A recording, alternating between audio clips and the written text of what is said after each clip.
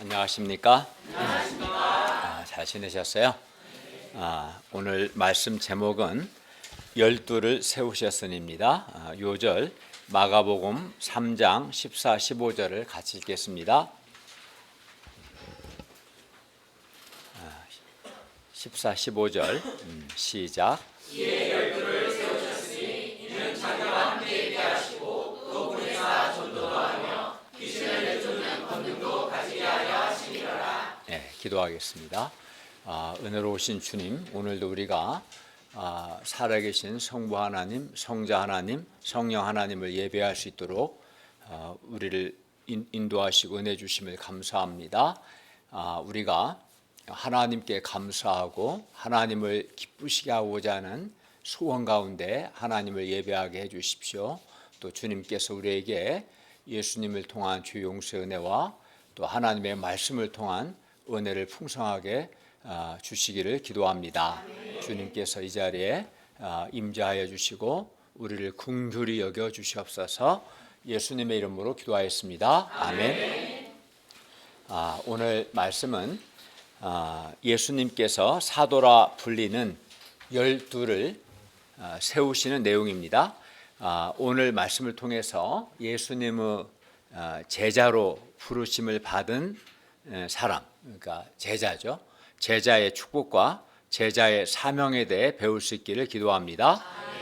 그리고 우리가 이 시대 예수님을 따르는 예수님의 제자가 되어서 우리도 제자의 복을 누리고 또 예수님의 제자의 사명을 감당할 수 있기를 기도합니다. 3장 7, 8절을 보십시오.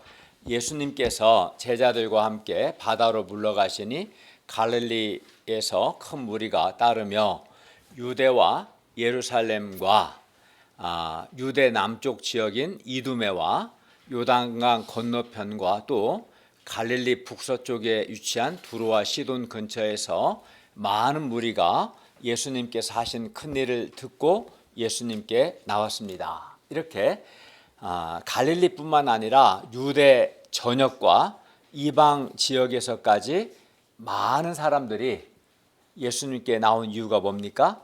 이는 그들이 예수님께서 하신 큰일을 들었기 때문입니다. 그러니까 예수님께서 하신 큰일을 들었기 때문에 유대 전역과 이방 지역에서까지 큰 무리가 예수님께 나왔습니다. 물론 예수님께서 하신 큰일은 예수님께서 하나님 나라의 복음을 선포하시고 또 각종 병든 중풍병자든 나병이든 맹인이든 각종 병든 자들을 고치셨고 또 예수님께서 귀신 들린 자에게 귀신을 쫓아내 주셨고 또 죄인들을 영접하시고 죄인들에게 죄사함의 은혜를 주신 것, 이런 것들이 예수님께서 하신 큰일들이죠. 그리하여 예수님이 행하신 이 큰일들을 통해서 많은 사람들이 구원받고 영육간에 건강하게 되었습니다. 이렇게 예수님께서 하신 큰일을 듣고 큰 무리가 예수님께 나왔습니다. 지금도 사람들이 예수님께서 하신 큰일을 듣는다면 예수님께 나오려고 할 것입니다. 그런데 오늘날 많은 사람들이 성경 공부를 하지 않기 때문에 예수님께서 하신 큰일을 아예 모르거나 또는 예수님께 대해서 잘못 알거나 오해하는 경우가 많습니다. 그래서 이제 예수님께 나오지 않습니다. 그러나 사람들이 예수님께서 하신 큰 일들을 듣는다면 훨씬 더 많은 사람들이 예수님께 나올 것입니다. 그러므로 예수님께서 하신 큰 일들을 들어야 합니다. 예수님께서 각종 죄인들을 어떻게 구원하시고 어떻게 살리시고 어떻게 도우셨는가, 어떻게 은혜 베푸셨는가, 예수님께서 하신 큰 일들을 들어야 합니다. 그러면 우리가 예수님께서 하신 큰 일들을 어떻게 들을 수 있습니까? 우리는 성경 공부와 매주 주일 말씀을 통해서 예수님께서 하신 큰 일들을 들을 수 있습니다. 이 시간에도 예수님이 행하신 큰 일을 우리가 듣고 있습니다. 특히 우리가 여름 수양의 또 말씀과 또 수양회 때 라이프 테스티모니는 예수님께서 각 사람에게 인격적으로 행하신 큰 일들을 들을 수 있는 아주 좋은 기회입니다. 굉장히 은혜롭죠, 그죠? 주님이 살아계셔서 사람이 다 다른데 주님의 일하심도 굉장히 인격적이고 다 다르게 어떻게 큰 일을 행하셨는가 들을 수 있는 좋은 기회죠. 그리고 무엇보다 다음 주 목요일 5월 23일 목요일 오후 5시 30분에 여기서 이곳 교회에서 있는 요한복음 아카데미에 참석하시면 말씀과 또 소감을 통해서 예수님께서 하신 큰 일을 듣고 은혜를 받을 수 있습니다. 네, 좋죠. 다음 주 목요일에 있는 요한복음 목요일 5시 30분에 있는 요한복음 아카데미에는 은혜로운 말씀과 소감 외에도 아주 은혜로운 열린 드라마와 특송 그리고 치킨과 피자도 아주 풍성하게 준비했습니다. 그러므로 다음 주 목요일에 있는 요한복음 아카데미에 참석해서 예수님께서 하신 큰 일들을 들을 수 있기를 바랍니다. 우리가 말씀 공부와 주일 예배, 여름 수양회 등을 통해서 예수님이 하신 큰 일들을 듣는 가운데 우리도 예수님께 나가서 죄 용서받고 또 말씀을 듣고 영육간에 밝고 건강하게 되기를 기도합니다. 그리고 더 나아가 내가 먼저 예수님을 깊이 만나고 사람들에게도 예수님이 행하신 큰 일들을 말씀과 내 인생 속에서 예수께서 행하신 큰 일들을 증거할 수 있기를 바랍니다. 예수님은 세상 모든 사람들에게 예수 그리스도의 복음이 전파되기를 원하셨습니다. 그리하여 세상 모든 사람들이 독생자 예수님을 주시기까지 세상을 사랑하신 하나님의 사랑을 알기 원하셨습니다. 예수님은 사람들이 예수님을 영접함으로 죄와 죽음에서 구원받고 또 사람들이 하나님의 통치를 받음으로 영생의 기쁨을 누리고 밝고 건강하게 살기를 원하셨습니다. 그래서 이를 위해서 예수님은 예수님과 함께 일할 사람들, 특히 이제 예수님이 성육신하시고 우리 죄를 위해 십자가에 죽으시고 부활하여 승천하시고 그러면 이제 세상을 떠나셔야겠죠. 예수님이 계속 오래 계실 수 없으니까 예수님이 세상을 떠나신 후에 예수님을 계승할 사람들을 키우고자 하셨어요. 그들이 계속 예수님의 일을 계승할 수 있는 그런 사람들을 키우고자 하셨는데 그들이 바로 오늘 본문의 제자들입니다. 그게 제자가 매우 중요하죠. 그러면 이러한 제자는 어떻게 되는 것입니까? 13절 한번 읽어볼까요? 시작.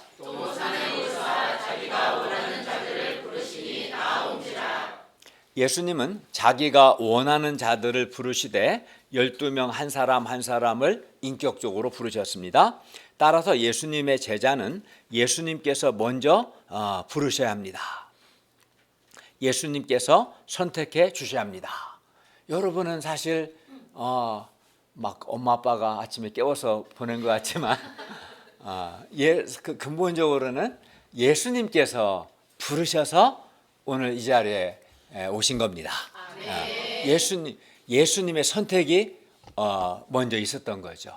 그래서 이제 예수님이 부르시고 선택하셔서 목자님들이나 선배들이나 부모님을 통해서 성경 공부하고 예배를 드리게 된 거죠. 후에 예수님은 제자들에게 이렇게 말씀하셨어요. 너희가 나를 택한 것이 아니요 내가 너희를 택하여 세웠나니. 그러면 예수님께서 자기가 원하는 자들을 부르시면 다 제자가 되는 걸까요? 그렇지는 않습니다. 예수님께서 제자로 부르실 때 예수님의 부르심에 순종하는 사람만 예수님의 제자가 됩니다. 예수님이 제자로 부르시는데 싫은데 하고 순종하지 않는다면 어떻게 될까요? 제자가 될 수 없겠죠. 그런데 사람이 예수님의 제자로 부르심을 받는 것은 큰 은혜고 특권입니다. 제자로 부르심을 받는 것 자체가 놀라운 은혜고 특권인 거예요. 왜 그럴까요? 그러니까 이걸 잘 모르는 사람은 제자로 부르심 받는 것을 이것이 은혜고 특권인데 모르는 사람은 부담스럽게 여겨요. 막 안 하려고 하고. 예. 목자로 부르심 받는 것은 은혜고 특권입니다. 왜 그러겠습니까? 예수님의 부르심을 받는 사람은 먼저 죄와 죽음에서 그 사람이 구원을 받습니다. 놀라운 은혜죠. 그리고 하나님이신 예수님 제자로 예수님의 부르심을 받는 사람은 하나님이신 예수님의 특별한 사랑과 섬김과 은혜를 받아서 그가 밝고 건강하게 될 뿐만 아니라 사람 낳는 위대한 어부의 인생을 살 수 있기 때문입니다. 특권인 거죠. 제자로 부르심 받은 사람은 자신이 먼저 죄와 죽음에서 구원받고 특별한 주님의 사랑을 받고 섬김을 받고 도우심을 받는 그런 삶을 살게 되는 것이죠. 그러나 예수님의 부르심에는 인격적인 순종이 요구됩니다. 왜냐하면 예수님의 제자로 부르심에 순종으로 반응하는 사람만 예수님의 제자가 될 수 있기 때문입니다. 성경에 보면 예수님 여기 오늘 본문의 사람들은 다 순종하지만 한 부자 청년이 있었고 굉장히 좋은 인간적인 조건을 갖고 있는 괜찮은 청년인데 그는 예수님의 부르심에 거절했어요. 그래서 그는 제자가 될 수 없었고 구원도 받을 수 없었어요. 그래서 예수님의 부르심에는 인격적인 순종이 요구되는 거죠. 부르심, 예수님의 부르심, 또 사람의 인격적인 순종, 이는 예수님의 제자가 되는 원리입니다. 부르심과 순종. 그리고 이 부르심, 예수님의 부르심과 우리의 순종이란 이 원리는 오늘날 우리에게도 그대로 적용됩니다. 그런데 예수님께서 우리 죄를 위해 죽으시고 부활하시고 승천하실 때 제자들에게 다음과 같이 명령하셨어요. 그러니까 가장 중요한 명령이죠. 승천하시기 직전에 하신 명령이기 때문에 마태복음 28장 19절에 보면 그러므로 너희는 가서 모든 민족을 제자로 삼으라 명령하셨어요. 모든 민족을 예수님의 제자 삼는 것이 주님의 뜻이고 주님의 지상 명령입니다. 네. 그러므로 우리가 지금 주님의 부르심에 순종해서 주님의 제자가 될 수 있기를 기도합니다. 우리를 제자로 삼고자 하시는 주님의 부르심에 순종할 수 있기를 바랍니다. 그러면 예수님께서 제자들을 부르시고 세우신 목적이 무엇입니까? 14, 15절 읽겠습니다. 시작.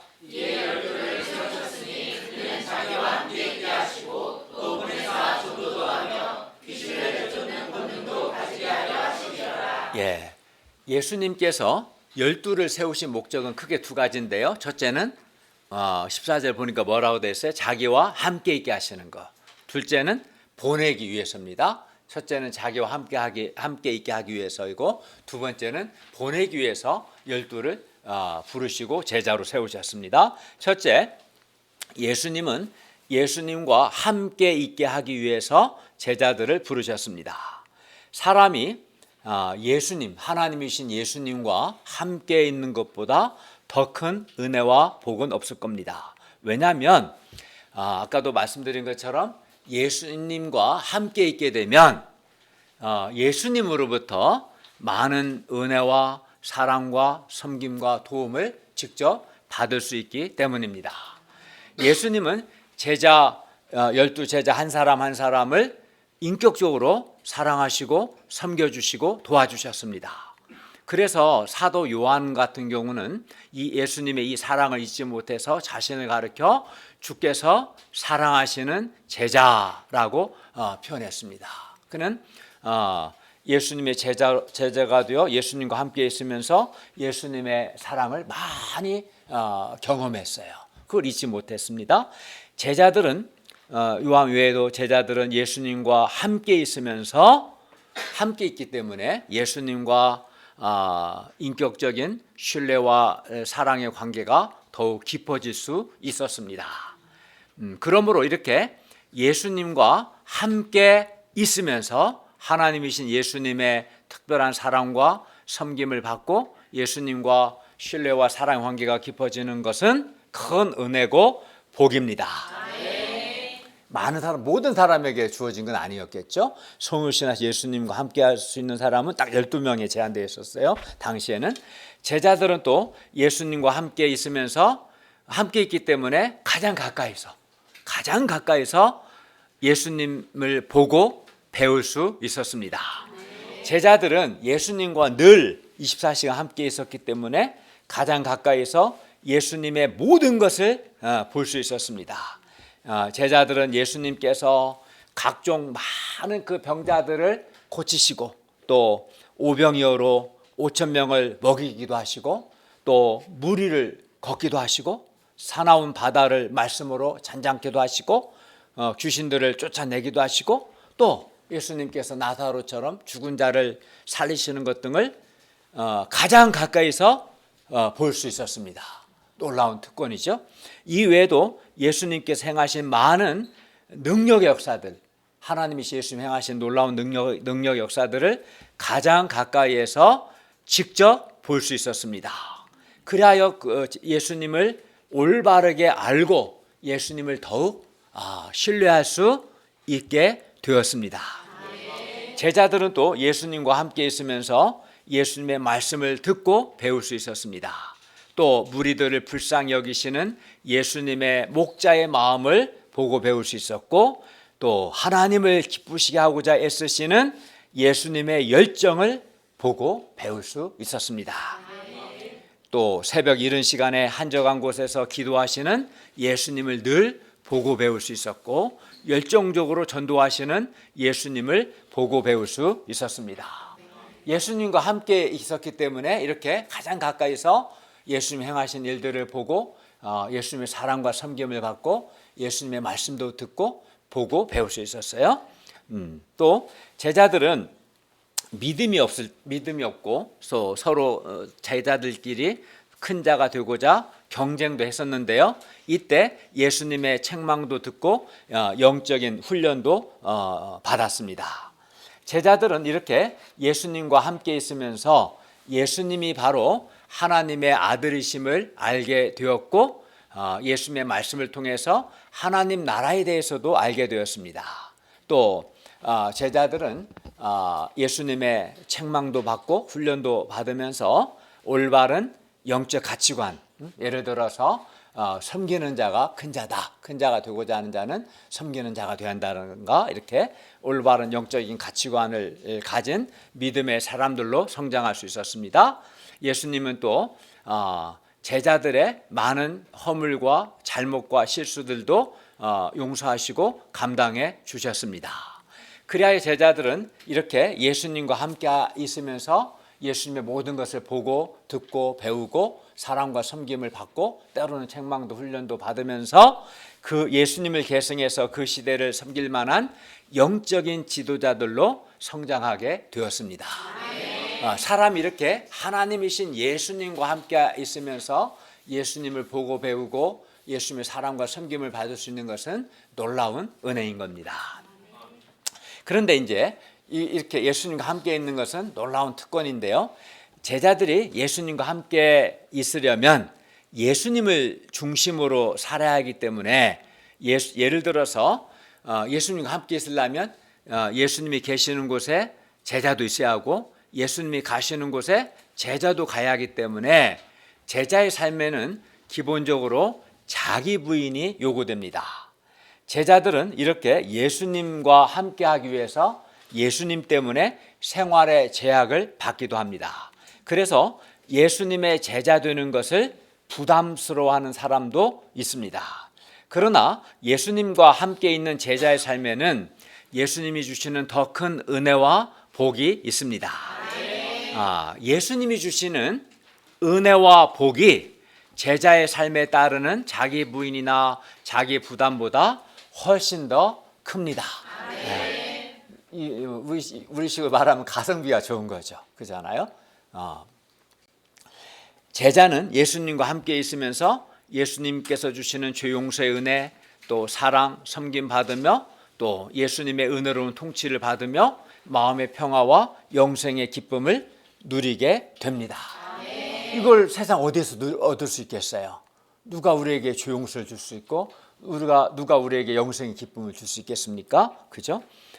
제자는 또 예수님의 보호를 받으며 예수님이 주시는 능력도 덧입게 됩니다. 또 제자는 가장 가까이서 예수님을 보고 배우고 성장하게 됩니다. 그리하여 그 시대 영적 지도자들로 성장합니다. 제자는 뿐만 아니라 모든 문제에 대해서 불가능해 보이는 일들에 대해서도 하나님께 기도할 수 있어요. 그리고 하나님의 기도의 응답을 받을 수 있습니다.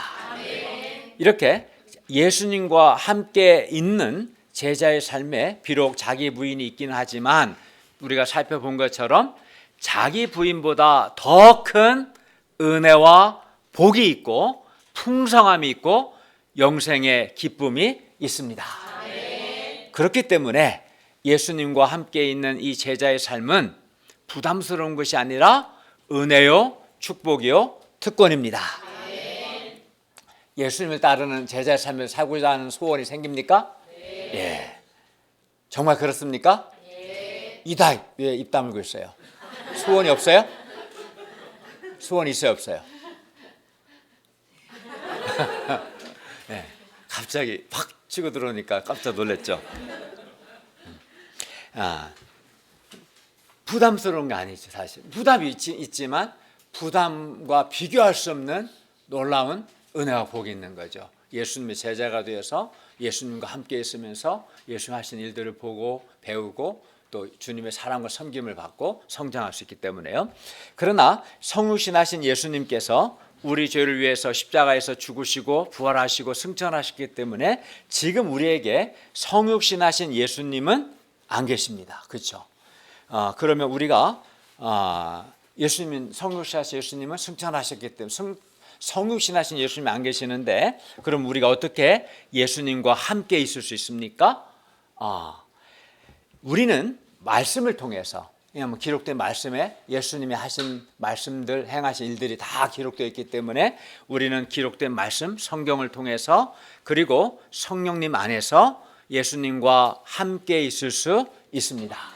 왜냐하면 예수님의 부활의 몸은 하늘에 계시지만 예수님의 신성은 성령 안에서 우리와 함께 하시기 때문에요.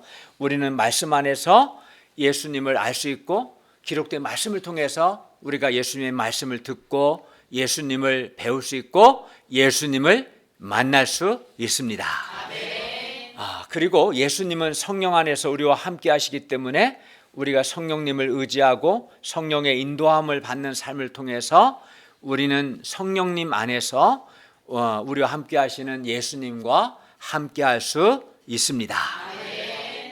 우리가 예수님과 함께 있으면서 예수께서 주시는 죄 용서의 은혜, 사랑, 섬김을 받고 또 주님의 선하신 인도하심과 도우심을 받고 또 주님께서 주시는 하늘의 평안과 영생의 기쁨을 또 누리고 예수님과 신뢰와 사랑의 관계가 더 깊어지고 예수님 안에서 기도의 응답도 받고 이 시대를 섬길 만한 영적 지도자들로 성장할 수 있기를 기도합니다. 네, 우리 마음에 예수님과 함께 하는 것이 얼마나 놀라운 은혜고 복인가 깨닫고 예수님과 함께 하기 위해서 예수님의 제자로 부르심에 순종할 수 있기를 바랍니다.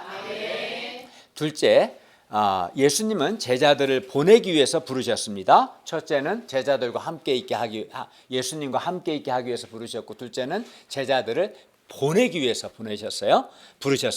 14절 하반절 15절을 다시 읽겠습니다. 또 보내사부터 읽겠습니다. 시작. 또 보내사 전도도 하며 주신을 주는 권능도 가지게 하려 하심이로라.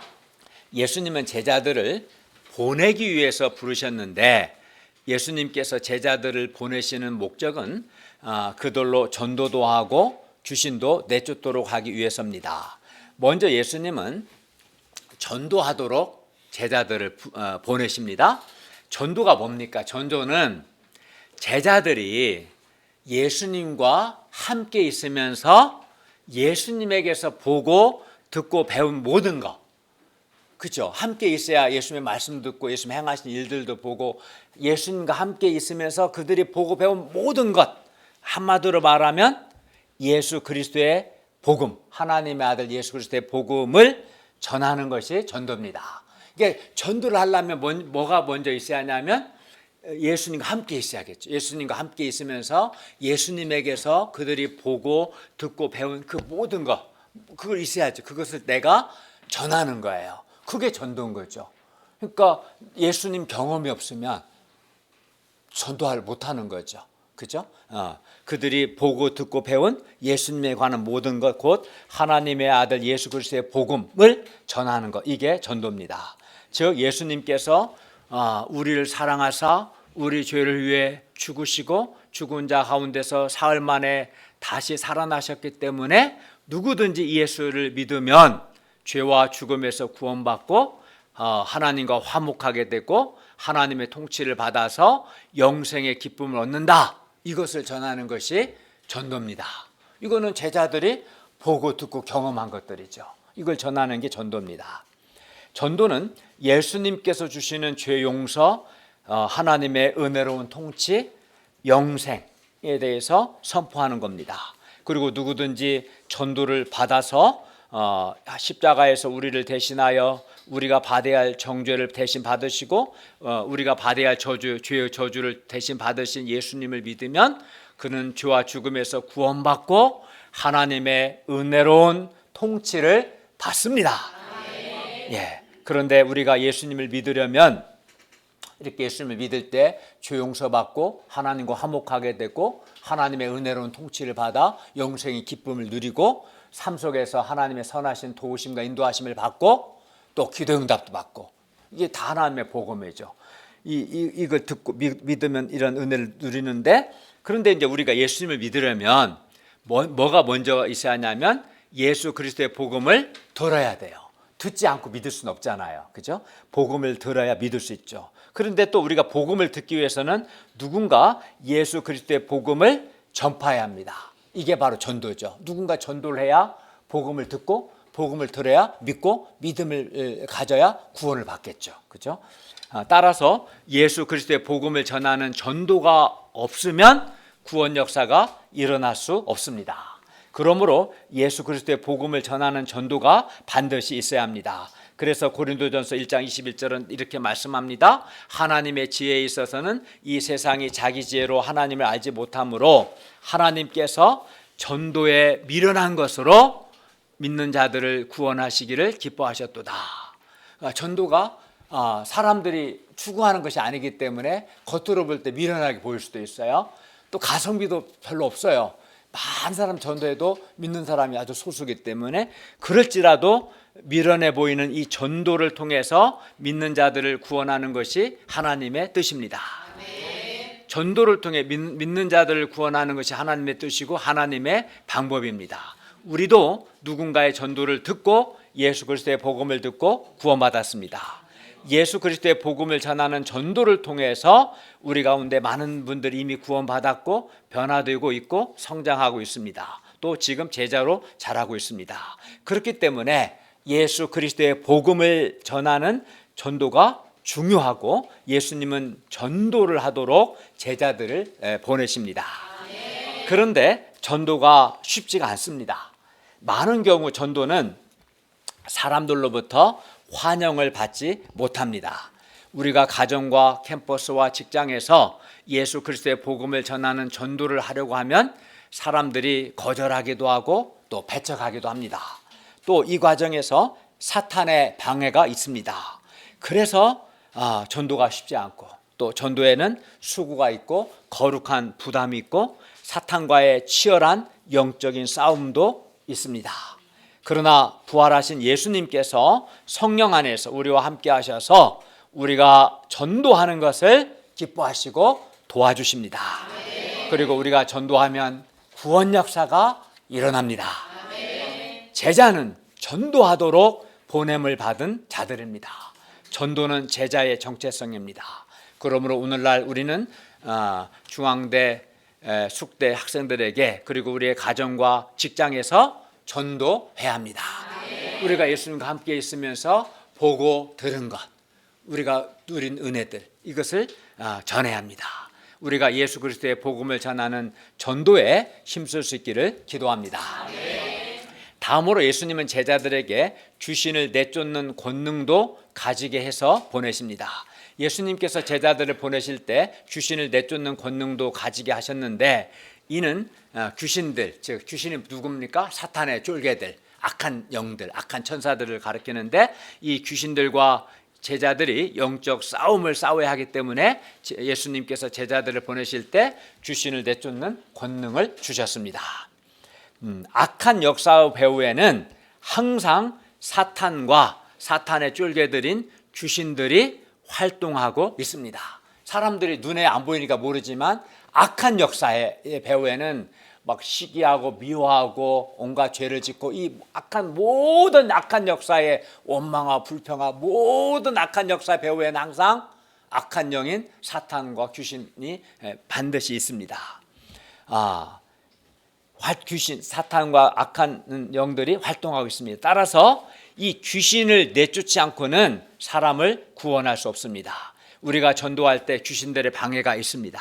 지금도 그렇습니다. 그래서 한 사람을 예수님께 인도하려면 이 귀신, 악한 영들과 싸워야 합니다. 그래서 에베소서 6장 12절에 이렇게 말씀합니다. 우리의 씨름은 혈과 육을 상대하는 것이 아니요 통치자들과 권세들과 이 어둠의 세상 주관자들과 하늘에 있는 악의 영들을 상대함이라.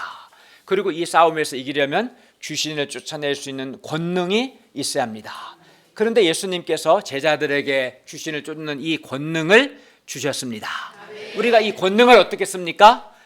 우리가 기도를 통해서 예수님을 의지할 때 우리는 귀신을 내쫓을 수 있습니다. 우리는 기도를 통해서 사탄과 귀신을 내쫓는 권능을 사용할 수 있습니다. 그렇기 때문에 기도해야 합니다. 그렇기 때문에 반드시 기도에 힘써야 합니다. 16절부터 19절은 예수님께서 세우신 12의 이름입니다.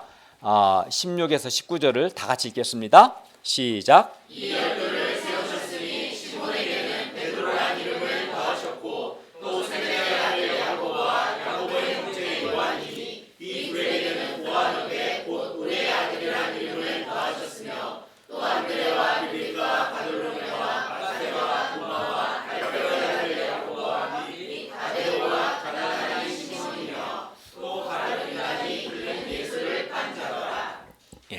시몬에게는 베드로, 야고보와 요한에게는 보아너게라는 별명을 주셨는데, 베드로란 반석이라는 뜻입니다. 지금은 그가 반석, 바위가 아니지만 예수님은 시몬이 장차 반석과 같은 견고한 사람이 될 소망을 두셨고 이 소망대로 되었습니다. 반석이 뭡니까? 여러분, 만약에 이제 북한산 같은데 보면 큰 우리나라 사는 바위산이 많잖아요. 그 바위가 막 태풍이 치든 뭐가 되든 예를 들어서 흔들리겠어 안 흔들리겠어요? 안 흔들리죠. 그게 반석이에요, 반석. 그러니까 반석은 견고한 사람을 가리킵니다. 견고한 사람을. 근데 베드로가 정말 그런 사람이 되었죠. 그리고 제자 목록에서 베드로가 맨 먼저 나타나는 것은 앞으로 그가 12의 대표자이며 대변자가 되기 때문입니다. 예수님께서 부르신 12은 아주 평범한 사람들입니다. 그러나 예수님은 이 12를 부르셔서 소망 가운데 제자로 키우셨습니다. 20절과 21절을 보십시오. 예수님께서 집에 들어가시니 무리가 다시 모임으로 식사할 겨를도 없으셨습니다. 예수님이 굉장히 열심히 일하신 거죠. 식사할 겨를도 없이. 예수님이 이런 하드워킹 스피릿을 우리도 배워야 합니다. 예수님의 친족들이 듣고 예수님을 붙들러 나오니 이는 예수님께서 미쳤다는 말을 들었기 때문입니다. 여기서 붙들다는 말은 체포하다라는 뜻인데요. 그러면 친족들은 왜 예수님을 체포하러 나왔습니까? 이는 예수님이 미쳤다는 소리를 그들이 들었기 때문입니다. 그런데 당시 유대인들에게 있어서 미친 상태란 귀신 들린 상태로 간주되었습니다. 22절을 보십시오. 그러니까 오해한 거죠. 그들은 예수님 미쳤다, 귀신 들렸다라고 오해한 거예요. 22절 보십시오. 예루살렘에서 내려온 서기관들은 예수님께서 귀신의 왕인 바알세불이 집혔다, 즉 바알세불에게 사로잡혔다, 그리고 귀신의 왕을 힘입어 귀신을 쫓아낸다라고 비난했습니다. 예수님이 이런 그들을 불러다가 비유로 말씀합니다. 23절 하반절에서 26절을 보십시오. 사탄이 어찌 사탄을 쫓아낼 수 있느냐, 또 만일 나라가 스스로 분쟁하면 그 나라가 설 수 없고, 만일 집이 스스로 분쟁하면 그 집이 설 수 없고, 만일 사탄이 자기를 거슬러 일어나 분쟁하면 설 수 없고 망하느니라. 사탄이 악하기는 하지만 멍청하진 않습니다. 그래야 사탄은 자기 졸개들인 귀신들을 쫓아내지 않습니다. 사탄이 사탄을 쫓아내지 않습니다. 사탄은 스스로 분쟁하지 않습니다. 그 내란이 일어나면 어떻게 돼요? 그 나라 무너지겠죠. 우리나라 막 전방에 있는 군 부대와 후방의 부대들이 싸워봐요. 그럼 우리나라 완전히 망하는 거지. 스스로 분쟁하면 망하죠. 사탄이 악하긴 하지만 멍청하진 않아요. 그러니까 분쟁하면 안 되는 거예요. 가정에서든 교회에서든. 그럼 망하는 거예요. 사탄보다 못한 존재들인 거예요. 사탄이 악하긴 하지만 그렇게 멍청하진 않아요. 스스로 분쟁하지 않습니다. 따라서 예수님은 결코 귀신의 왕을 힘입어 귀신을 쫓아낸 것이 아니었습니다. 그럼 어떻게 예수님이 귀신을 쫓아냈습니까? 예수님은 성령을 힘입어 귀신을 쫓아내셨습니다. 27절에서 30절을 보십시오. 사람이 먼저 강한 자를 결박하지 않고는 그 강한 자의 집에 들어가 세간을 강탈하지 못하리니 결박한 후에야 그 집을 강탈하리라.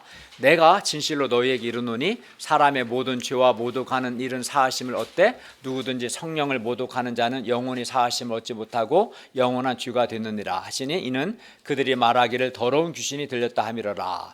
예수님은 자신이 강한 자, 즉 여기서 강한 자는 사탄을 가리키는데요, 사탄을 결박하고 성령님을 힘입어 귀신을 쫓아내셨음을 말씀합니다. 예수님께서 강한 자 귀신을 쫓아내셨다는 것은 예수님께서 강한 자인 사탄보다 더 강하시고 사탄을 결박하셨음을 의미합니다. 물론 사탄이 결박되었다고 해서 사탄이 전혀 활동을 안 하는 것은 아닙니다. 예수님은 이렇게 성령을 의지하여 귀신을 쫓아내셨는데, 예수님께서 귀신 들렸다라고 말하는 것은 성령님을 모독하는 죄요, 그러한 죄는 영원히 사하심을 얻지 못하고 영원한 죄가 됩니다. 성령을 모독하는 자는 용서받지 못합니다. 그러니까 성령님의 역사인 것을 알고도 고의적으로 성령의 역사를 거부하고 성령의 역사를 사탄의 역사다, 귀신의 역사다라고 비난하는 것이 바로 성령님을 모독하는 것입니다. 그러니까 예수님이 분명히 성령을 힘입어 귀신을 쫓아냈는데 알면서도 아니다, 예수님이 귀신의 왕 바알세불을 힘입어 귀신을 쫓아낸 거다, 예수님 귀신 들렸다, 이렇게 비난하는 자가 성령을 모독하는 자고, 이렇게 고의적으로 성령의 역사를 거부하고 비난하는 자에게는 당연히 성령님께서 역사하실 수 없고 그러한 자는 죄를 용서받지 못합니다. 그런데 우리 시대에도 사탄은 여전히 강합니다. 사탄이 사람들을 사로잡고 충동질합니다. 예를 들어 사탄은 돈에 대한 욕심, 권력욕, 사람의 인정욕, 쾌락, 또는 알코올 중독, 도박 중독, 게임 중독 등을 통해서 사람들을 사로잡고 있습니다. 악한 역사 배후에는 사탄이 있어요. 이런 사람들의 욕망을 꼬투리 삼아 사람들을 사로잡고 있습니다. 사탄은 또 미움이나 분노, 이기심 등을 통해서 사람을 사로잡고 있습니다. 근데 사탄이 눈에 안 보이니까 강한 자 사탄에게 내가 사로잡혔다는 것을 사람들이 깨닫지를 못하는 거예요. 교만에 미움에 사로잡히고 쾌락에 사로잡히고 인정욕에 사로잡히고, 사실은 사탄이 사로잡고 있는 거예요. 이런 것들을 통해서 사탄은 강한 자입니다. 그래서 사탄에게 사로잡힌 사람은 스스로의 힘으로는 돈 욕심, 권력욕, 인정욕, 쾌락이나 게임 중독, 미움, 분노, 이기심 등에서 벗어날 수 없습니다. 그러나 우리에게 소망이 있습니다. 예수님은 사탄보다 더 강하십니다. 그래서 강한 자 사탄을 결박하고 사탄에게 사로잡혀 있는 자들을 예수님께서 구원하십니다. 그러므로 우리가 예수님과 성령님을 의지할 때 우리가 사탄의 세력으로부터 구원받을 수 있고, 더 나아가 사탄에게 사로잡혀 있는 사람들을 구원할 수 있습니다. 31, 32절을 보십시오. 그때 예수님의 어머니와 동생들이 와서 밖에 서서 사람을 보내어 예수님을 불렀고, 이때 무리가 예수님께 둘러앉았다가 말합니다. 보소서 당신의 어머니와 동생들과 누이들이 밖에서 찾습니다. 이때 예수님께서 말씀합니다. 33절에서 35절을 보십시오. 누가 내 어머니며 동생들이냐 하시고 둘러앉은 자들을 보시며, 그러니까 예수님을 둘러앉은 자들을 쫙 이렇게 보시면서 말씀합니다. 내 어머니와 내 동생들을 보라. 그러니까 예수님을 둘러앉은 자들이 내 어머니요 내 동생들이라는 거예요. 누구든지 하나님의 뜻대로 행하는 자가 나의 형제고 자매고 어머니다. 누구든지 하나님의 뜻대로 행하는 자가 예수님의 형제고 자매고 어머니입니다. 이건 진실로 주님의 말씀입니다. 이제 가족의 의미가 육신의 혈통에 근거한 데서 예수님 중심, 하나님 중심으로 바뀌었습니다. 예수님을 통해서 죄를 용서받고 하나님의 뜻대로 행하는 사람, 하나님의 백성에게 요구되는 삶의 방식대로 사는 사람들이 예수님의 가족이고 참 하나님의 백성입니다. 그렇기 때문에 우리가 하나님의 뜻대로 행할 때 예수님께서는 우리를 예수님의 가족으로 아주 귀하게 여기십니다. 그만큼 예수님은 하나님의 뜻대로 행하는 사람을 기뻐하시고 귀하게 여기십니다. 하나님의 뜻대로 행하는 자가 나의 형제고 동생이고 어머니고 또 가족이다, 이렇게 여기시는 거죠. 우리가 하나님의 뜻대로 행할 때 예수님은 우리를 기뻐하시고 매우 귀하게 여기십니다. 우리가 이 땅에서는, 우리가 이 세상에서는 왕의 가족, 뭐라 그래, 왕족, 로열 패밀리가 될 수 없습니다. 우리가 어떻게, 우리나라 왕도 없고 영국에는 왕이 있지만 내가 왕의 가족이 될 수 없죠. 왕족, 로열 패밀리는커녕 우리는 귀족도 될 수 없습니다. 그렇죠? 그러나 우리가 하나님의 뜻대로 행하면 우리는 창조주여 왕이신 예수님의 가족, 진정한 왕족, 진정한 로열 패밀리가 됩니다. 예수님은 하나님의 뜻대로 행하는 자를 귀하게 여기시고 예수님의 동생이요 형제요 모친이요 가족으로 여기십니다. 여러분, 왕이신 예수님의 가족, 즉 왕족이 되어 예수님으로부터 존중받고 귀하게 여김받기를 원하십니까? 그렇다면 시끄럽게 하지 마요. 그렇다면 하나님의 뜻대로 행하시기를 바랍니다. 하나님의 뜻대로 행하는 것은 매우 중요합니다. 예수님이 사람을 오실 때 가장 중요하게 여기는 것이 하나님의 뜻대로 행하는 겁니다. 그런 사람을 가족으로 여기시는 거예요. 그런 사람이야말로 이 시대 왕이신 하나님의 가족, 왕족, 로열 패밀리들이 되는 겁니다. 결론입니다. 예수님께서 자기가 원하는 자들을 부르셔서 12를 세우셨습니다. 그리고 그들로 자기와 함께 있게 하시고 전도를 위해서 세상에 보내셨습니다. 그런데 모든 족속으로 제자 삼는 것이 주님의 뜻이고 주님의 명령이기 때문에 우리가 예수님의 제자 되는 것이 주님의 뜻이고 주님의 명령입니다. 제자 되기를 거부하는 것은 주님의 명령을 거부하는 거예요. 주님은 모든 민족으로 제자를 삼으라 명령하셨어요.